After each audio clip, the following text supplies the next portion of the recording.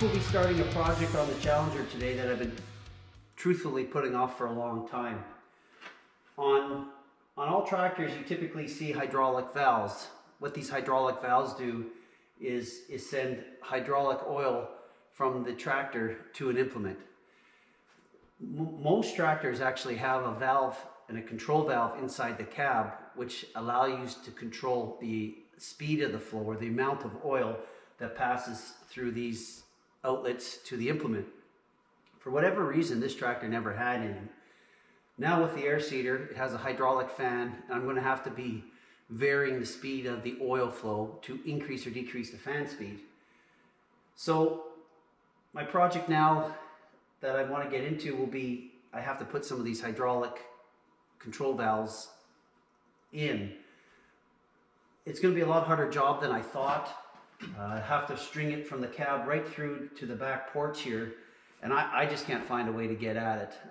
I think the only way to do it, I have to climb underneath and turn myself into a human slinky to get at, because I just simply can't.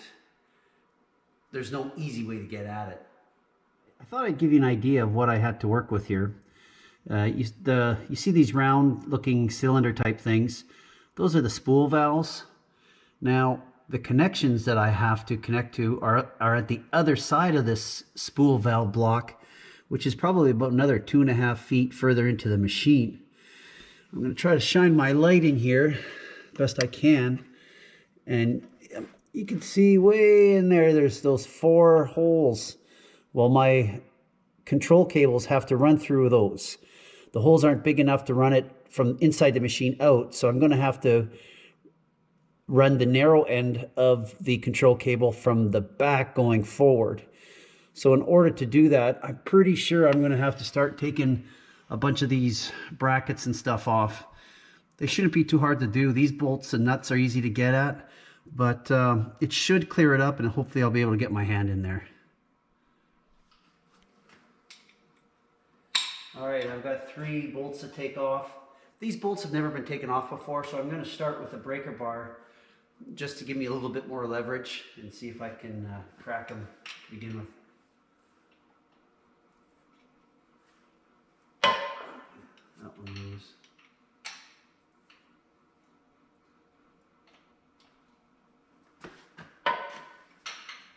That one moves.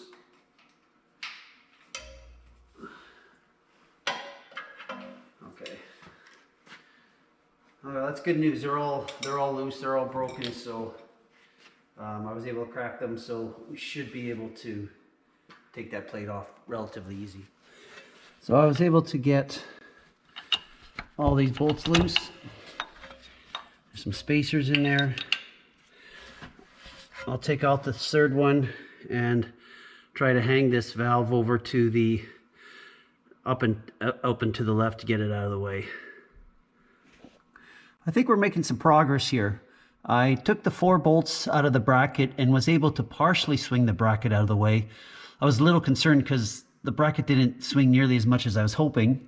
But taking those the bolts and spacers of the way, I had to open this up quite a bit. Now today I'm wearing a sweater. I think if I took my sweater off, I could probably fit my slim arms underneath the spool valve. That little breather in the middle there, I took that off, but oil started spouting out, so I might plug that. And if I'm able to plug that, I'd have a lot of room. I'm able to reach way under here, and I can actually, if I really reach my dainty hands through here, I can actually feel the tips of where I have to connect the connectors. So I'm making progress here. I just gonna try to cap that breather, and then we'll see how it goes. We'll run the cable through. All right, work continues here. Somehow I got to get my skinny butt up here and slither in there, reach in, grab the cable and pull it through those holes, and then further extend them way up to that floor panel there. I don't know if you can do a good job seeing it, but you know, one step at a time.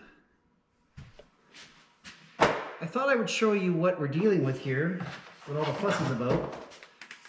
This is it. This is the control cable. It's a cable about 4 feet long, has 2 ends. one end that attaches to the spool valve and one end that attaches to the cab and has a little knob on it. You turn it, and this knob turns correspondingly and increases or decreases the flow of the hydraulics. Nothing really that special. For the price you pay for it, it might as well be made of gold, but I guess you come to expect that when you're buying parts from.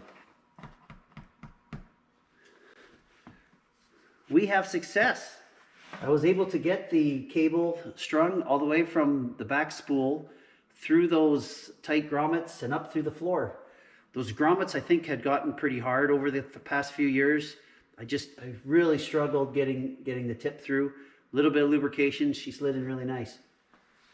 Originally I was just going to put the one cable in, but I was thinking about it now. I've got everything open. It's easy. I know what I'm doing now. The other three should hopefully be easier. At the end of the day, you know, I have no plans to ever trade off this machine, but you know, selling it with the hydraulic controls is certainly going to add value to the machine. And thirdly, you know, if the current spool that I'm using should ever fail, then I wouldn't be able to control it. So by having all three valves, you know, be able to hand control is certainly worth it. So I'm just going to give my local Caterpillar dealer a call on Monday, order 3 more of these cables, and hopefully next Saturday we'll get them all in. All right, I'm at Crystal Spring Colony today. Crystal Spring Colony subscribes to our Concierge Service. The Concierge Service is a program that we offer to people where we manage all their data. Customers spend a lot of time and effort to collect data, but ultimately at the end of the day, they're just too busy to really get the appropriate value from that data. Well, at Vantage, we do that for them.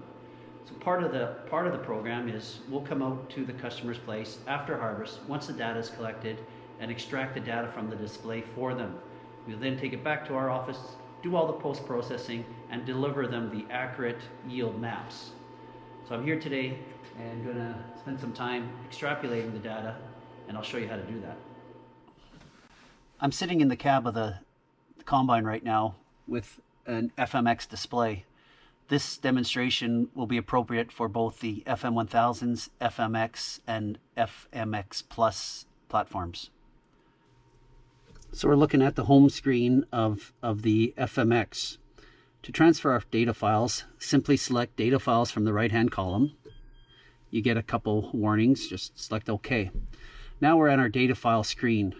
First thing to note that we see the USB that I've put into the back of the monitor is seen. It's connected here. It's at 3.5 gigabytes available. That's plenty. Now, in this particular example, we want to transfer the yield data. Customers often will select yield data and copy that over. That doesn't always work because in order to extract data, there are several subfolders that also have to be transferred over that don't always get transferred over when you select that yield data option. So here's my tip. Simply select everything and then hit copy. What this does, it actually serves several advantages to doing this way.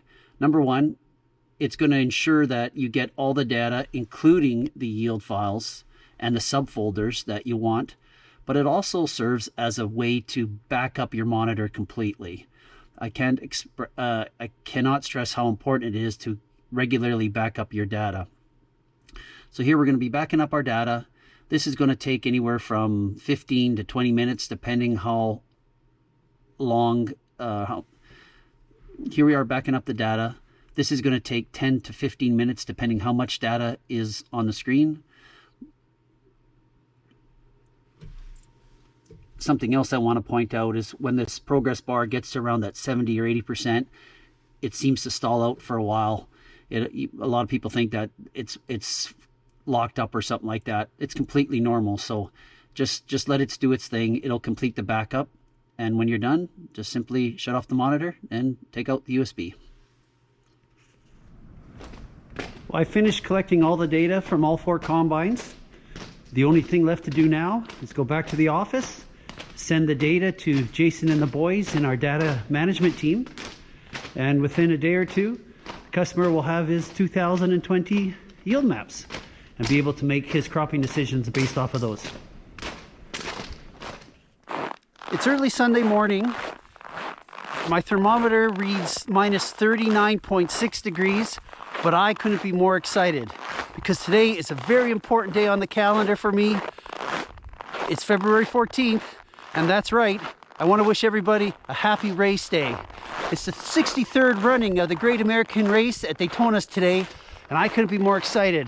My family and I, we've got our chips, we got our dip, we even have some adult beverages at the ready to fuel us through all 500 miles of the racing action. But before that, I have to do a little bit of work. I hope to have a couple trucks come this week, but they're not going to get in the yard with all the snow that has blown in over the last week. So I'm going to quickly blow that out this morning and be ready for them should they decide to come. Don't forget about that trade-in program. A lot of farmers are taking advantage of it. Don't miss out on it. Until then, please hit the subscribe button, hit the like button, and whatever you do, work safe.